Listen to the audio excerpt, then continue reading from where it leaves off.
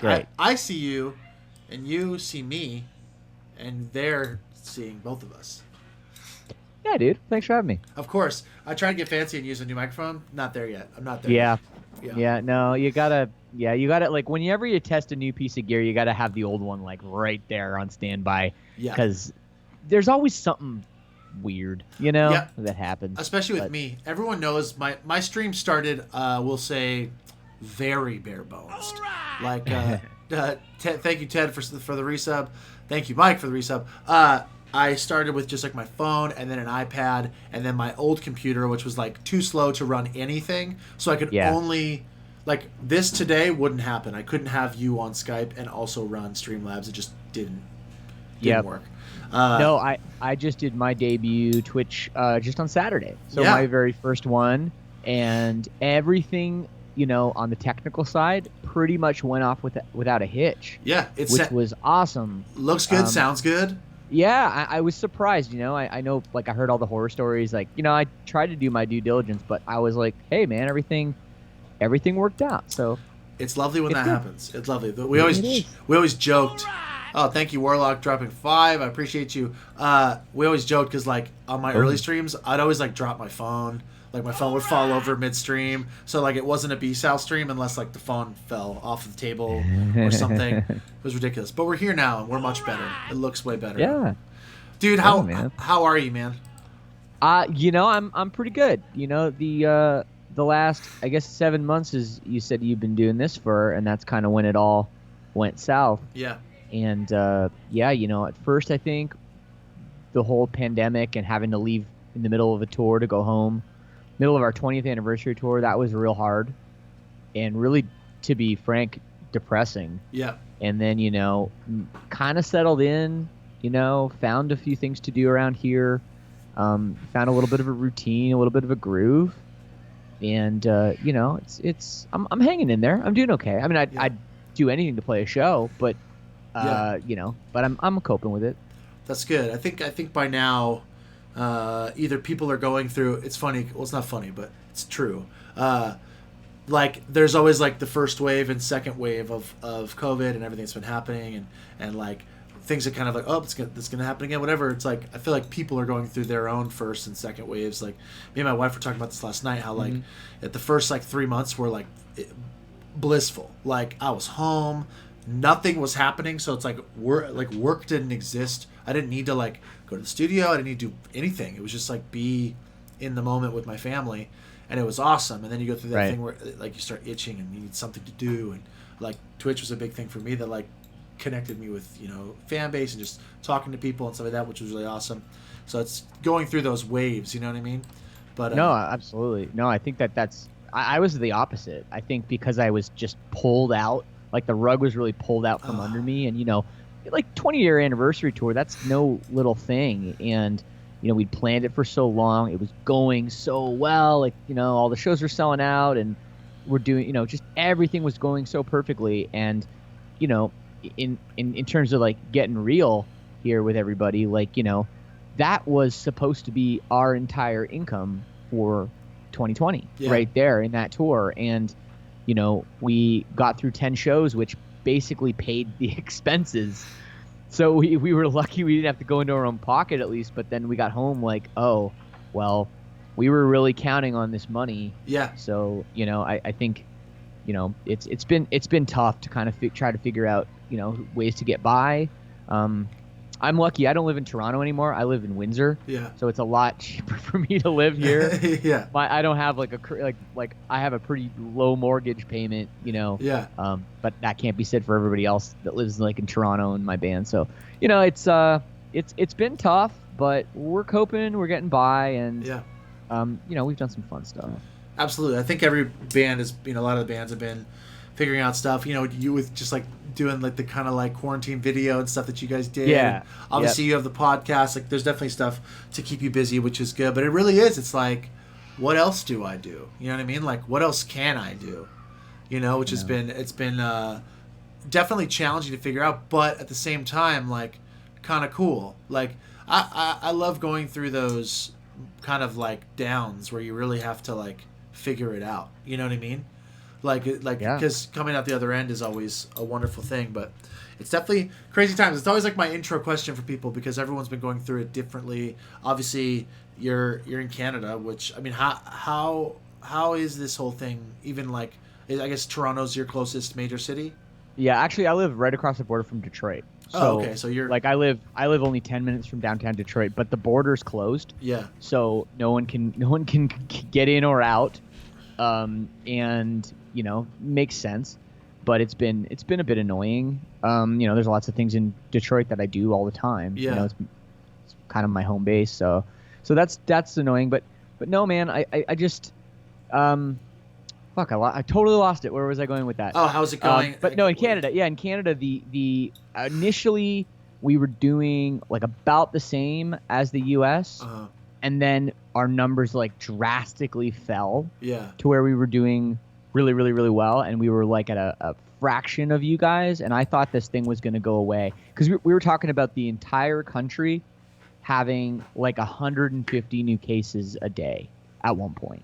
It was down that low to where my whole community, we didn't have any for like a week, and we're like, oh, okay, we beat this thing. we're good. Yeah, And then nope, here it's like we're getting, just like you guys, is record numbers again. yeah, All the way back up to higher than it's ever been, and hospitals are starting to get overwhelmed again, and all that shit's coming back, and it's like it's just really a mess. yeah. So, It's fucking crazy, man, and it's yeah. always the crazier thing to be.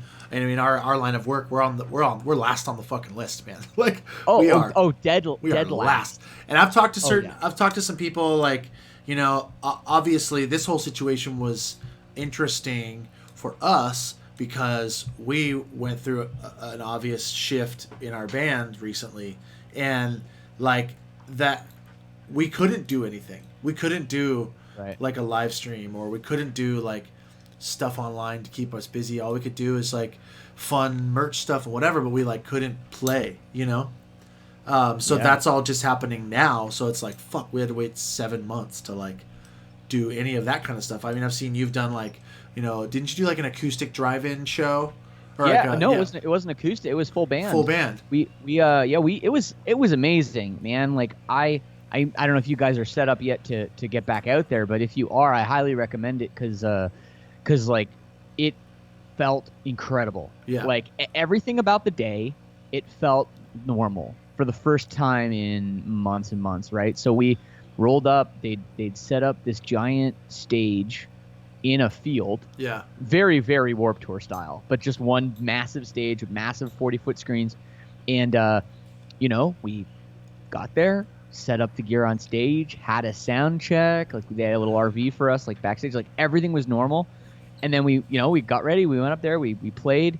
And the only thing that was different was that instead of it being a sea of kids, it was a sea of cars. But people are so creative, like they were literally like, people had rented U-Haul trucks, and they had like opened the back, and they were moshing inside the back of the U-Haul trucks, and people are hanging out in the back of their pickups and hanging out of their sunroofs and all that. And it was like super fun. Everybody just needed it so much. For sure. And it was like the best day. It was like the best day I've had all year. Do you guys think that you'll do more of those? Well, yeah, I would love to do more. I don't really know like what's going on. I guess logistically somebody has to put up the money to figure out, okay, here's where we're putting it, here's where we're getting equipment, Yeah. here's how we're selling tickets, like all the logistical things. Yeah. So I know up here, in Canada, we had a few different organizations doing it, and they were cool. But I'm shocked that there aren't bands trying to do like a tour of it, or someone setting up. Like, why not? You can do it. I think that I think it's worth it. I think it's very worth it. I mean, I just I was asking Caleb, because I know obviously Beartooth just did one in like Wisconsin, and I was like, okay, like you guys doing one, they're doing like bands in the same genre.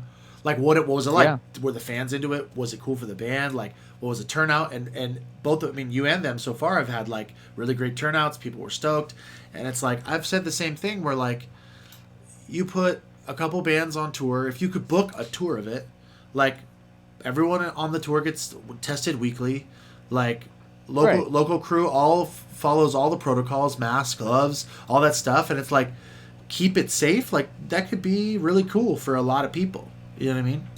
Yeah, I think it's definitely possible. I'm just surprised, yeah, that no one's done it, Yeah. and like we would shit. I mean, Beartooth, Silverstein, and Atreyu. That sounds fun.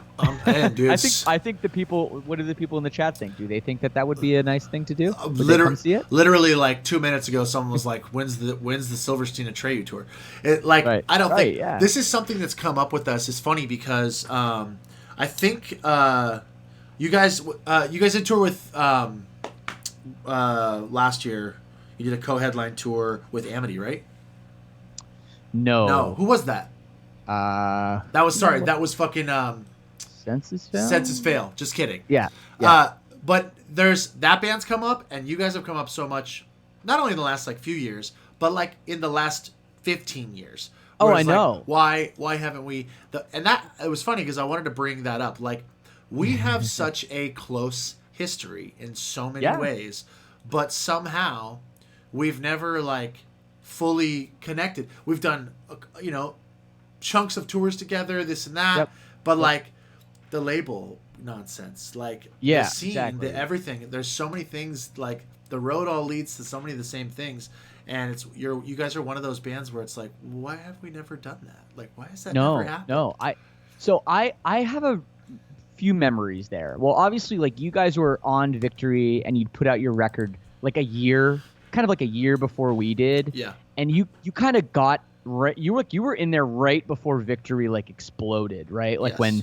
when the Taking Back Sunday album came out, and like you probably were just right when Thursday was started blowing up. You were putting out records. yeah, So we came on to the label, and we didn't get a lot of love from the like more established bands on the label. Like we weren't getting Thursday or Taking Back Sunday hitting us up trying to take us on tour. That was not happening. yeah, And I remember you guys, I think it was when you were putting out The Curse, you were gonna do a headliner, and I think we were supposed to be on it, but then you canceled it and you went on tour with The Used. yes. We were supposed That's- to do it. Yes, yep.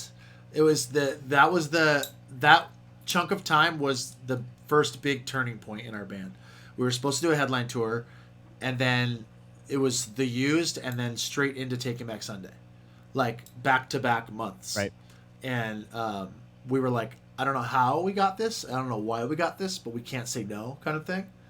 Yep. But yeah, but even still, like, how is that the only time we would have ever toured together? Even in more recent years, No, like it's crazy. literally, we've followed each other around the country. We've like around the world. We've literally been like, oh, Silverstein's playing Yep. here next week. Silverstein's playing here. Oh, they played here 3 days ago. Yep. Like so many of our tours are like Yeah. It, right by. It's like, why don't we just do this all? I always talked about it, like, why it don't we just would do this have all made together? so much. It would have made so much sense. I know. I'm shocked that it never worked out. And yeah, the only time, I remember I guess was that Taste of Chaos, Yeah. like in Canada, and it was like 2 weeks. Yeah, sure. And then maybe like a festival here and there. But that's the funny thing is that I'm like, I still feel like I'm tight with all you guys. Yes, exactly. Like the small amount of time we have spent together, like it's always it's always good. It's always cool. good. Yeah. Yeah. Even like the last time when it was up in again in Canada, in Quebec with Alexis on Fire. Yeah. That random Festival show with like 60,000 people. that none of us were supposed to play. Yeah. Yeah. Like, or wait, you guys actually were on it, weren't you? We were. You were It the was only band that was be- supposed to play. Yeah. So to let the people in on what we're talking about, Yeah. they do this festival up in Quebec City called Festival d'été, which means summer festival. Very, very creative name. Oh yeah. And it goes for like 2 weeks, and they have insanely big bands every single night, and like 60 to 80,000 people come. And it was supposed to be Avenged Sevenfold and Bullet for My Valentine, I believe, and us, Silverstein. And then like literally like 5 days before, I think M Shadows like got sick or something happened, and Yeah. they canceled. And then they got Alexis on Fire to headline, who for Americans that might not know, they're massive in Canada. Like and then royalty. all of a sudden, you guys were there. I don't Yes. even know. I want to know how you guys ended up on that show. So first actually, first Bullet had to cancel. So we got Okay. on because Bullet had to cancel, And we're like, cool, this is gonna be dope. Us, Avenged, and Silverstein's gonna be fucking sick. So we got on, and then like the day after, Avenged canceled because of Matt's voice, and we're like, fuck. And I remember like texting him, was like, dude, are you guys really not playing the show? He's like, dude, we're out. Like, I'm fucked. Then they got Alexis on Fire, and we're like, are we going? Like, first of all, we got booked, like you said, like 5 days before, and our whole crew team is like, are we booking tickets to go to Canada tomorrow? Like, it's tomorrow. Yeah. We literally got our flights like I think a day or two before, and just like showed up and ripped a sweet gig in front of like 60,000 people. Yeah, it was amazing. I love that festival. They need to do. I want to play that festival every year. We've done that twice. We did it with Linkin Park like 10 years ago, and it was the same thing where it's just like, what is this thing? Like it's so massive, and it's like the whole town. We did one with Linkin Park too. We weren't on that one together too, were we? You guys played the Linkin Park Day like 10 years ago? I think so. We played with Linkin Park once. We've done a bunch of random massive festivals, and I sometimes mix them up. Like we did one with Stone Temple Pilots, and we did one with Linkin Park. I mean, you can see where the mix-up goes there. Yes. Considering Chester sang for STP. Exactly. But no, I mixed up which one, but yeah, I can't remember. But no, you're right, man. It's an insanely awesome festival. Like, so you guys flew all the way from California for that show? We flew in just for that show, and then a long way. And like our bass player and our guitar player Dan stayed like to the next night or something. He wanted to see like Sturgill Simpson, and there was some other bands that playing that they wanted to see or whatever, and they were like blown away. They're like, we've literally only played Quebec City twice on that festival. We just never go there for some reason.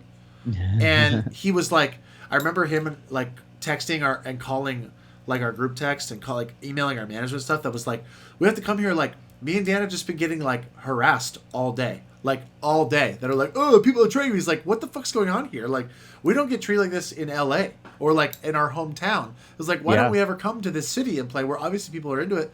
And like, it's all just because of that festival. Oh, we do it all the time. Yeah. I would say like Quebec City would be would be a B market, but it's really not a small B market. Like it's decent, and it's far enough from Montreal that you could even play both and it wouldn't be weird. Like fine. We started to do like, okay, we'll do a B market tour, we'll do Quebec, and then we won't do Montreal, and then we'll do an A market tour, we'll do Montreal. Now, a lot of times we just do them both on the same tour. Yeah. Because it's like still like 3 hours away, Like Exactly. some people would come to Montreal, but a lot of people from like the rest of the province that live like further away, further north, it's a lot further for them to get to Montreal. So for sure, it's definitely worth doing. It's like LA and San Diego. Whenever we're back doing it again. Exactly. It's like funny talking about something that like, I don't know, man. It's like the I don't know when it's coming back. It's like the conversation of like, what would you do if you won the lottery, man? You're like, well, let's talk about it. Is it real? I don't know. God, probably. I hope not. Yeah, you're like, fuck, dude. But it's crazy. I hate that analogy. It's terrifying. But dude, I mean, it's gonna come back. It's just a matter of when and how.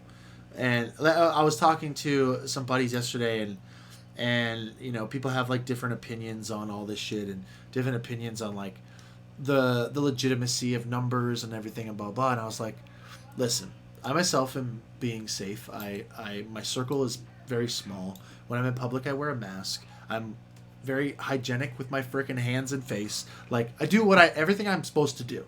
Everything that people just tell me I'm supposed to do. And I was like, and at the end of the day, I just don't care what is actually right or not or accurate. I just want to live again. I just want to go back to normal and play shows, tour, like live. If that means it's with a mask or it's a certain way, I don't care. I just want to do it. I just want everyone just to do it, No, I don't know. I feel it's just so hard, and like thinking about, the shows you played and just having people piled in, and like you don't think twice about it, like you never thought about a virus, like you never thought, oh, this person might be infected beside me. I got to keep my distance, and I don't care what anyone says. And this is maybe a bit of a bum out, but this current mentality, I don't care if there's a vaccine tomorrow. It's still going to affect the way people live their lives. Yeah. I do believe. I mean, sure, there'll be some people that won't care, but there will be people that will. And like the era, the days of the close talker you know, and Or out. like it's no, it's not going to happen, you know. I No, mean, it'll be a and bruise.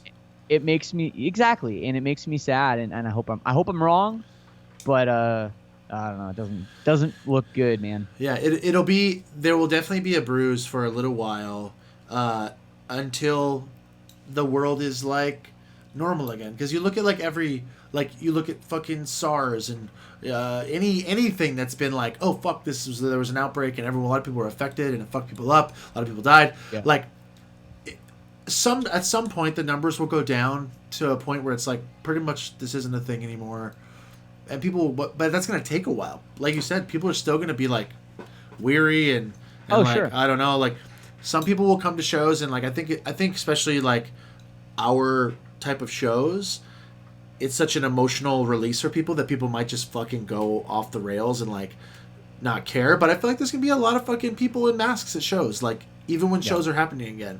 Like Oh yeah. I mean, there'll definitely be crazy people, just you know, whatever, that don't care. Yeah. That's, you know, that's just the way it is anyway. Like, Yeah. not everybody wants to be in the pit. Not everybody wants to be getting pushed around, slugged around, exactly. up in the crowd, over the barricade, all that stuff. There will always be those people, but I'm saying there's going to be a lot of people that are not just scared to do that, but to be honest, probably scared to leave their house and scared to be going to a show. Yeah. You know, I'm not really at all. Yeah. But I don't know. Maybe it's the majority, but not by much. I think a lot of people are going to be like thinking twice about going to a show Yeah. in any capacity, which is, you know, which Tough. is kind of sad. Yeah, it's crazy. Like I said, at least for a little while. I'm the same. I have very selective anxiety about all of this. I am totally fine. Like I said, like my circle is small, and for a while it was nothing. It was like I didn't even see my parents or like my family members, but then like you kind of open the bubble little by little, and our circle is very small, and everyone in that circle just kind of only sees each other anyways, and it was one of those things where like in those instances I'm very comfortable. I'm not like scared. I'm not like nervous, but the only damn place that fucks me up is fucking Target. I go to Target and it's because my kids are too young to like behave themselves and keep a mask on. They will not do it. So we'll try as like a family, be like, oh, go to Target, like get some things, be like, yay, we're normal, and everyone put their masks on, and then they will just start pulling them off. I have a full blown conniption every time I go to Target. It's the only place that affects me at all. And my wife's like, this isn't fun anymore. Like either you're gonna Right. go or I'm gonna go, but we can't do this because for some reason, this one place in the whole world, I'm just not okay with. It doesn't work. Yeah. Oh man. Yeah. Yeah, it's crazy. So I want to talk to you. We have to talk about Victory Records more. Yeah. I mean, we have to. I mean, I don't even know where to start, honestly. Let's talk about. Actually, I'll sort of say what used to be Victory Records because I don't even know. Yeah. It doesn't even really exist anymore. No, it got sold. Yeah. It's done. They got sold to Concord. Yeah, And I loved getting that. I loved getting that email where it was like, "Hey, you're on Concord now. Your records are with Concord." Like, but didn't you guys get and if you don't want to talk about this, it's fine, but didn't you guys get bought out earlier? Like your stuff got sold while Victory was still still being a label, because Sort of. ours just got sold now. Like the whole label, it's like label is gone, your stuff's here. The new Victory Records website isn't even Victory, it's Concord. You know, like all that stuff changed like that. it was pretty much the same. I mean, it was like last year maybe or something, but like it wasn't. It was like as soon as Tony lost that lawsuit. Okay. Yeah, and it was like, oh hey, this is happening, and they've been cool. Like they've been really awesome and nice, and like the arrangement we have with them is cool. But I mean, let's talk about early, like how far into being signed to Victory Records was it before you guys were like, what the fuck's going on here? Well, you know, you guys, I feel like it's probably a little bit different because you'd put out an album with another label right before, hadn't you? It was a really small label, just Okay, like a but- super indie. But you know, we hadn't. Yeah. So we really like were so green in terms of like the music industry. Like we never played a show outside Canada. Any tour we did was like a string of dates, like Weekend Warrior shit, right? Yeah. So we didn't know anything. But I will say this: I remember, and Tony's the owner of Victory. Was the owner of Victory Yeah. before Victory's gone now. But and he, was very hands-on. Like he was the one that signed the band, and he was the one that we talked to. Like there was no A&R guy that traditionally a label will have. It was like we dealt directly with the owner, and how it worked. I might say, to answer your question, it might have been the very first time I ever met him. Actually. Yes. But I have so many stories. But how it worked. So we sent a whole bunch of labels demos, and we sent 3 songs, and we were pretty smart about, because our band, we're kind of in the middle. Like we're not a metal band, we're not a pop band, we're somewhere in there. And so we sent like the heavier songs to the heavier labels, and we send the poppier ones to the poppier labels. So like Drive Through Records got the more pop punk stuff and whatever. So we sent the songs to Victory and the heavy ones, and Tony called us instantly about them. He was freaking out. He was like, there's violin on the demos, and he was like, this is so cool. And he freaked out, and he said, I'm going to be in, or like, I want to meet you guys. And he flew like 3 days later. And what was crazy was it was so random. Like I swear the mail, like the package, got there in like a day. Because I swear we mailed it out on a Monday. Tony called us on like Thursday, and on Saturday we were sitting down with him. Jesus. It was so like we were putting out an album on Victory and getting rejection letters from other labels. So Just like that. that's how quickly it happened. That's so we crazy. flew down. We had breakfast at 7 a.m. So we had to get up at like 5:30 to go to downtown Toronto because we live in the suburbs. Yeah. And like met him at like 7 a.m. It was just the weirdest meeting. Yeah. And they're all so weird. But anyway, we ended up we played a show. He flew up and he watched us play a show, and he signed us, and we made the record, and up to that point there weren't too many weird interactions, but the day that our debut record came out, so we had only been signed to the label for maybe like 7 months, and we'd already like signed the contract, made a record, and delivered it, and it was getting put out, and it was supposed to be in the stores. So I'm excited, right? Yeah. So I go to the store, HMV in Canada, and I'm looking at the punk section, not there. I'm looking at the metal section, not there. I'm looking at the rock section, not there. So I ask the person at the store, it's always lame asking for your own band, by the way, but I don't remember, but I felt like a total idiot. But so I asked, and she looked in the computer and said, okay, yeah, Silverstein, that comes out next week. And I'm like, or no, it was in 2 weeks. And I was like, pretty sure it comes out today, actually. What and the fuck? So I go home. There's no cell phones at this point, right? So I go home to the house, and I get on my landline phone, and I call Tony, and I tell him what happened. And he instantly starts screaming at me, telling me that Koch is the greatest distributor in all of Canada, and the records should be everywhere, and all this stuff. So I'm like, okay, well, It's not. I don't know what to tell you. This is what they said at the store. And they're like, well, did they check? Did they really look? I'm like, and I told him everything, and he was screaming the whole time. So finally, he stops, and there's this awkward silence, and he says to me, you know what you're doing? And I'm like, and it's like what I'm doing now. It's like he's thinking of what to say. It was really like a strange. Yeah. So I'm like, what am I doing? He goes, so it's like this. Let's say I'm your boss, and you call me and you tell me you can't get to work because it's snowing, but I look outside and it's fucking sunny. What? I was like, that was my reaction. I was like, okay. I'm sorry. Did you smoke drugs this morning, Mr. Brummel? and I literally was, and then all of a sudden, there was a silence. He said, "I'll look into it," and he hung up the phone. And sure enough, the record had come out in the U.S. on that day, but Canada, no one a mistake, and it didn't come out for 2 weeks. Just drop the Nothing ball. we could do. Just a major ball drop. Nobody knew. Now, so at that point, to answer a very initial question from like 5 minutes ago, that was the point when I was like, okay, this is going to be, this is going to be something else. Oh, and also then we made our first video, and Victory never paid for it.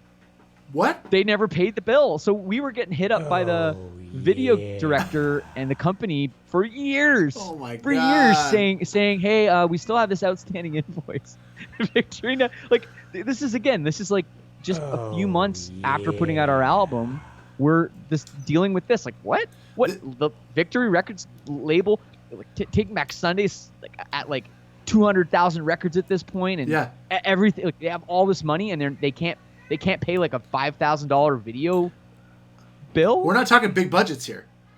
No, wasn't like, no. It was literally, I think it was 8,000 or 9,000 Canadian, which was like at the time was like 5,000 US. So no, not a lot. Crazy. And the video was garbage. I think that's why they didn't want to pay for it. All of our first videos were fucking horrible. Because we had no budgets, and it wasn't fair. Like Under Oath, they were on Tooth and Nail, a label at the time, I would say smaller probably than Victory in terms of sales.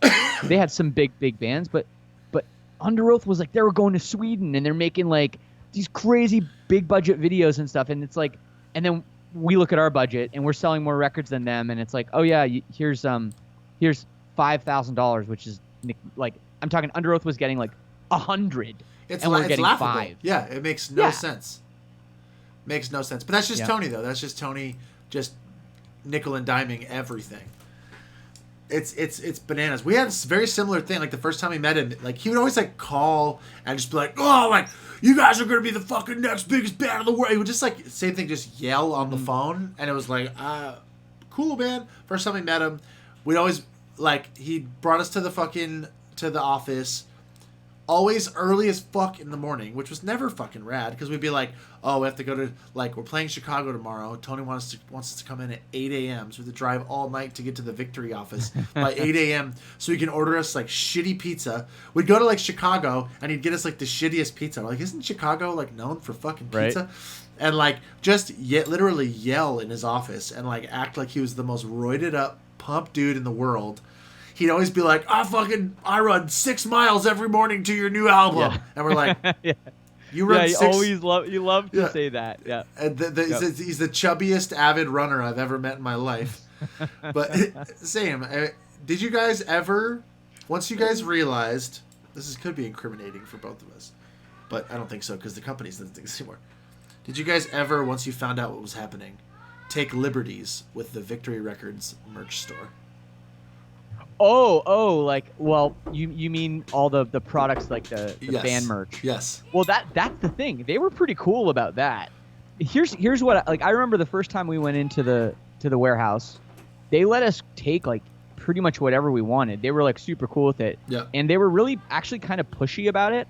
I think that they wanted their bands to wear their other band's shit, and that happened because everyone got it for free. And nobody had any money, so it was great, right? Every Victory band was wearing a Dead Guy shirt because it looked cool.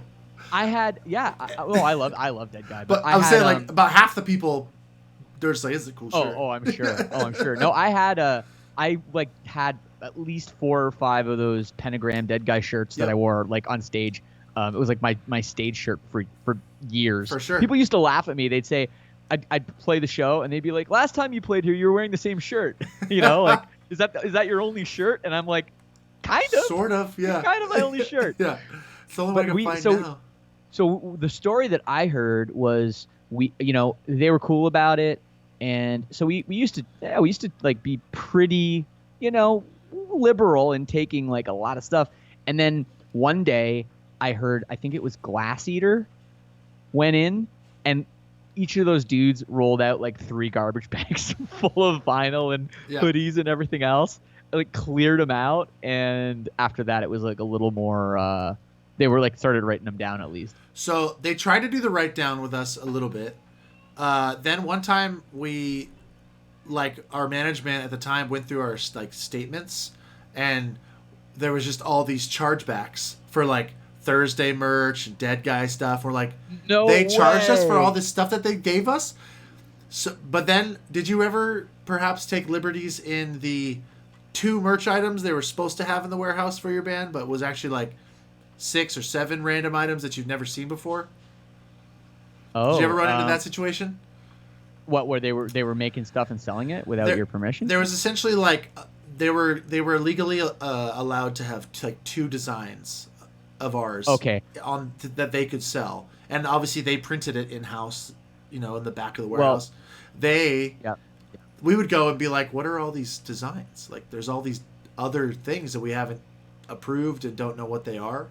So our merch guy at the time, we'd be in a meeting with the whole label, and our merch guy at the time would just go into the warehouse and fill trash bags with our own merch and just bail, like be like doing loads down the stairs, like for an hour, and we would just sell them. And it was like, fuck this, like, what are they doing? And I remember we told our management about it, and he was like, I didn't see anything. I didn't fucking Right. like, But man, like, knowing Tony and knowing Victory, like, they have their own printing press right there. There's no way they're accounting to you correctly on how much they're selling. Dude, the best. There's no way. Like, I remember we had once, or the statements we would get from the label didn't make any sense too. No. But we had this one time where we had it was like just Discovering the Waterfront like had come out, and you get, for people that don't know, you get like a statement from a label usually like every 6 months. Mm-hmm. So Discovering the Waterfront, big album had come out. We had all this merch store stuff, and on the statement it said we had sold like, I don't know, 12 of this one shirt, right? Like 12, and I'm like, I've personally seen 12 people with this shirt. Yes. There's no way they're the only ones. Right. There's no way. And and then I mentioned it, and someone's like, oh, well, I'm sure it'll be like on the next statement. The next statement, I compared, and the merch numbers, it was copied and pasted. So, like, it was the same 12 numbers again. Yeah, 12 again. Like, there's no way. There's no way. There's 12. So, yeah, it was, there was lots of that going on. And for us, like, and a lot of people probably reading or listening to this on your channel, and thanks again for having me. Of course. Are probably thinking, well, that's fucked up. Like, why didn't you do something? And it's literally like we were like abused puppies, man. Yeah, like, what else were we were gonna so do? Scared. I was so scared of that guy, and like, and he would threaten, like, he would threaten things like, oh, well, I'll just pull all your records down from Best Buy. Yeah. And a lot of he people would do say, it. He's not going to do that. Like, that's going to, that's only, no, he would do that. He wanted the control so much that he would straight up pull bands' records off the shelves if they gave him any resistance, including asking like, hey man, we haven't seen our like that advance that we're supposed to get for our record that we need to pay for it. Oh, and then he would get all literally mad. shelve a record. It's fucked up. He got really, really mad when we didn't re-sign with him. We fulfilled our contract with. I think we're one of the few bands that actually just fulfilled our contract. We did too. Yeah, and that greatest hits that he did that was like the last straw, where you like want to do a greatest hits. That was part of our like leaving deal essentially. Oh yeah, and that's why it's funny having a conversation with it's turned out to be like one of our more like our iconic pieces of art. But like I was talking to Dave Quiggle who did the art, and it was like, what do you want for the thing? And I was like, honestly, I don't give a fuck. I was like, I want a pink fluffy sheep, and I want pink fluffy sheep and rainbows. I don't care. And he's like, okay, cool. And he came up with the art. It turned out awesome, but it was like, I was like, I don't give a shit. And it turned out cool, but then like, the dude was absolute psycho. The last like actual interaction I remember of him was we played Chicago and we blacklisted him from the door. We said that you do not allow this person in. I don't care what list. This dude cannot come in. So he snuck in. He snuck in like the back door, and security kicked him out. And the last thing I recall of him was him being kicked out like by like his head with the door out of the metro while screaming, I am Chicago! I am Chicago! Like yelling as he's getting kicked out of our show. See, that would be a hard to believe story, but I 100% believe, I know that it happened. Yeah. Yeah. It's like anyone listening, like, you know, you hear these far-fetched stories about people in your life, and then you say, okay, maybe this was like exaggerated or something. Yeah. Everything you've heard is true. Yeah. It's Everything all you've true. heard. There's shit you like can't make up, man, about this. Like, I could talk and talk and talk, but I will say this on a more positive note. When we did the 10-year anniversary of the Discovering the Waterfront album in 2015, we'd already been off the label for like five years, and we'd already put out 2 records or 3 records on Hopeless. You know, we'd moved on. You know, we invited him out, so we were playing at the Bottom Lounge, I guess it was, which seems like a weird place to play, but we did. And so we invited him out, and he turned up, and he came out shit-faced. Of course. Absolutely. Always. By the way, guy's always shit-faced. Hammered. Yeah. And he is backstage just being loud, whatever. And we had like a fan back there, like a meet and greet. Like we had like a special thing where like 2 people could come backstage before we went on and like hang out. Yeah. And this guy, this kid, he's probably only about 18 maybe. He had a tattoo of like a spider web on his shoulder, and Tony starts getting in his face.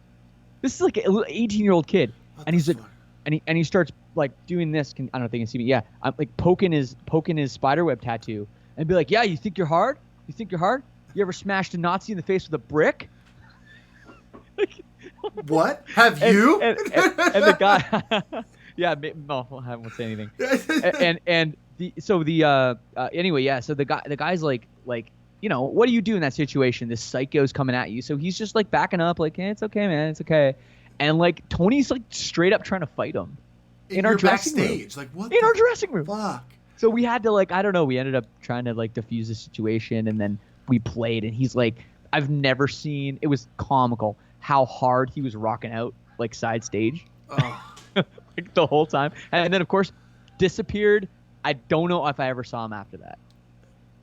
What is that dude doing now?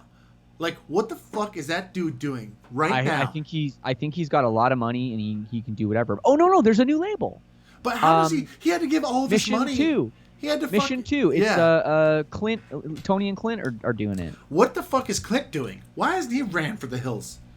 That's weird, right? Did you ever work with Jason Rudolph? No, he was before our time. Okay, see, we always work with Jason. Now he manages does manage it for a bunch of bands. Yeah, no, the staff, that's the other thing. The staff at Victory, like, great. You know, they were really always great, really sweet, and they were, you know, they had to deal with just having that super intense boss. Like, yeah. I'm still really close with Double J. Yeah. And Stephanie. Always fucking awesome. Talk to her, and you know, she has like Mark a family Love, now, actually. and shit, right? Yeah. I think she's in. I want to say like Boston or something, yeah. But maybe she's back in Chicago again. But no, like great people and really just an awesome label, and it's just, yeah, it was just a shame because, you know, I look back at the bands and where the label was, let's say between 2001 and 2006, and like all Tony had to do, you didn't even have to treat the bands like well or better than average, even just treating them okay. Yeah. And they would have signed everyone. Like they would have signed Fall Out Boy. Yes. They would have signed My Chemical Romance. They would have had all of those artists, and that label would be so insanely big. All he had to do was be reasonable. Be chill. And it's yeah. like, so it's, yeah, just yeah. I'm not saying you have to be the best guy, best label, but just at least follow the basic rules. Yes. Of I don't know. Don't completely try and motherfuck everybody. Yeah. At all times. Yeah, it's a wild thing. It's definitely a wild thing. Hey, but I mean, obviously we both ended up on the other side. No, but you know, it was also like, you know, a lot of the bands, we are the lucky ones because a lot of bands didn't really make it. A lot of bands put out awesome albums, and you know, they actually got some tour and stuff, and then just Victory just kind of shelved them, you know. Or they I think a lot of them, they put up a little bit of resistance, and then Tony decided, well, that's not the band I'm going to promote. I'm going to promote the bands that I can dictate, you know, what they're going to do. Yeah. And sounds like that was your situation and ours, and maybe it was a smart move, actually. It was. I mean, he had the bands that he had in his palm, like they did what he wanted, and he did. He had that thing where it'd be like, oh, you don't like what I'm doing? You like, I'll take all your fucking records off the shelf. Back then, that's how records sold still, you know what I mean? So, like, he would make those threats, and, like, he would do crazy shit. He did something, we were, like, in Europe or something, and we were on some fucking tour. It was, like, a really big tour, and we needed money for something. And it was like, hey, like, we're coming to you last minute. We need money for, like, a bus or whatever the rest of the bus. Or it was, like, the first time in Europe. And he was like, yeah, I'll send you the money today if you'll, like, re-sign your contract with this, like, alteration. And it wasn't, like, that crazy, but it was like, wait, what? Like, it wasn't in our favor. And literally it was like, sign this new deal or we're stranded in Europe. And it was like, okay, we have to sign the deal. We were a little ass band, you know what I mean? And we were on our first time in Europe was with, like, it was like a Boy Sets Fire tour into, like, 2 weeks of headline shows into 3 weeks of Sepultura. And it was like, we can't go home. Like, this is the biggest fucking first tour in Europe I've ever fucking heard of. Like, but just like, yeah, I'll give you what you need if you sign this new deal, or else you're fucked. It was like, that's crazy. Yeah. I heard this. I heard the same from, I think it was Bayside was telling me that the same thing happened. They had a van breakdown. They weren't in Europe. They were somewhere in the States, and, you know, it was like they didn't have any money. They needed help from the label, and it was the same thing. Victory said, "Yep, no problem. Just you have to print all of your tour merch with us now." And they're like, "But you guys charge more. Yeah. Like, we're gonna pay. Like, we're getting, you know, if you want to charge us what Equal Vision, like, Merch Now charges, okay. But if you aren't gonna give us the same price we're getting now, well, like, we're paying $2 a shirt more or something, which adds up over time." And they were like, "That's it. That's the deal. It's that or nothing." And they're like, and I heard they hung up the phone and fucking called their parents, or I don't know what do you do. Yeah, seriously, right? what do you do point. when you're like a kid, you know? Yeah, it's crazy. It's absolutely crazy, dude. It's bananas. There's so many stories. It's fucking insane. We're all gonna speak again. We're gonna talk again on. Well, yeah, and you're coming on my podcast. We're doing it on Friday. It'll probably be out in a couple of weeks. And if anyone here is listening, check out my podcast, Lead Singer Syndrome, and Brandon will be a future guest. Hell yeah! And also, if you guys aren't following Shane already on Twitch, fucking follow, sub to his channel. Are you gonna be doing mostly music stuff as well, playing songs? I'm gonna be doing a whole bunch of stuff. I'm just gonna say what's up here so people can see my shit. Yep. But yeah, I'm gonna be doing a lot of stuff. I kind of don't even know yet. I just wanted to jump in on Saturday, get all my stuff hooked up, you know, get everything going, and kind of just see how I'm feeling about it. And now, like, I'm gonna be doing music. I'm gonna be doing podcasts. I'm going to be doing, like, every week I'm going to be doing this breakdown of all the new records coming out. Oh, sick. So every Wednesday it's called This Is the New Shit. And we break down the top 5 releases. And the guy that does it with me, Mike Howell, he is, like, one of those super nerds.